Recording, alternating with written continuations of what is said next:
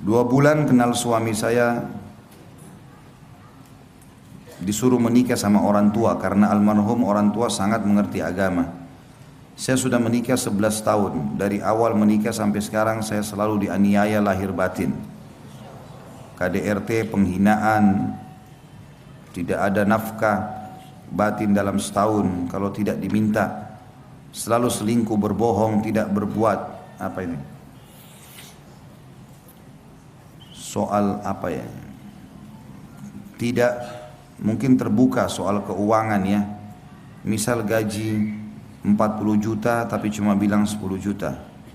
Sampai dia kongsi bangun usaha sama adiknya sampai 5 tahun sudah berjalan, saya tidak tahu sama sekali apakah dibagi hasilnya. Terakhir awal Januari kemarin suami menganiaya saya lagi hingga badan biru semua. Dan saya lapor polisi karena saya sangat sakit hati sekali. Bersambung. Baik. Tapi akhirnya saya lihat anak apa ini? Akhirnya saya lihat anak lagi dan cabut lagi LP yang udah 3 kali ini karena kasihan sama anak. Tapi dia juga nggak berubah. Terakhir apa ini? Dia mengatakan dengan lisannya yang tegas, gue ceraikan lo sekarang juga.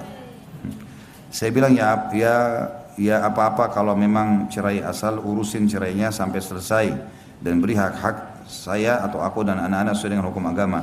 Tapi sampai sekarang dia tidak mengurus surat cerainya dan saya masih di rumah. Juga apa ini? Panjang sekali Masya Allah. Walaupun dia sering mengusir saya keluar dari rumah setiap dia marah. Hanya karena masalah sepele. Apa yang saya harus lakukan Ustaz? Sama sekali apa ini? Merasa tidak pernah mendapatkan kasih sayang suami.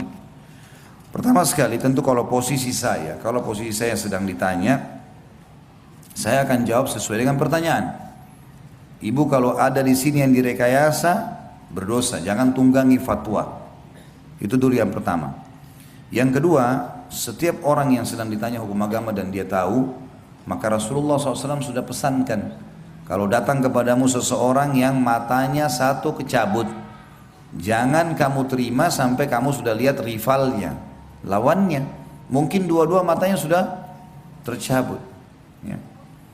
Jadi saya tidak tahu, suaminya ibu ini saya tidak tahu, tentunya ibu yang berkeluh kesah. Kalau betul semua apa yang dibahasakan ini, maka tentu suami berdosa besar. Tidak memenuhi biologis, sering berdusta, dan segala macam hal yang dibahasakan tadi ini luar biasa. Dan bertahannya ibu dalam rumah tangga adalah ibadah. Ibu sekarang sedang panen pahala dalam masalah ini.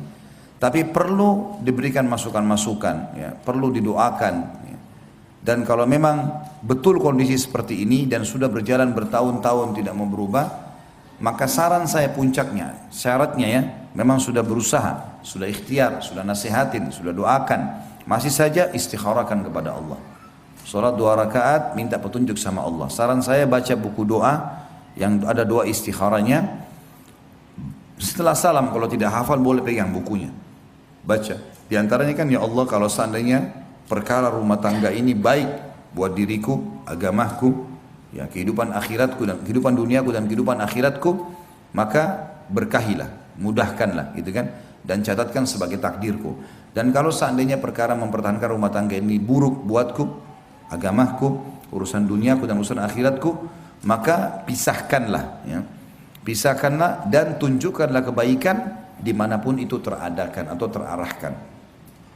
Saran saya seperti itu. Allah alam. Jadi ibu istikharah kepada Allah SWT kalau betul-betul sudah ikhtiar ya, istikharah kepada Allah, minta kepada Allah petunjuk.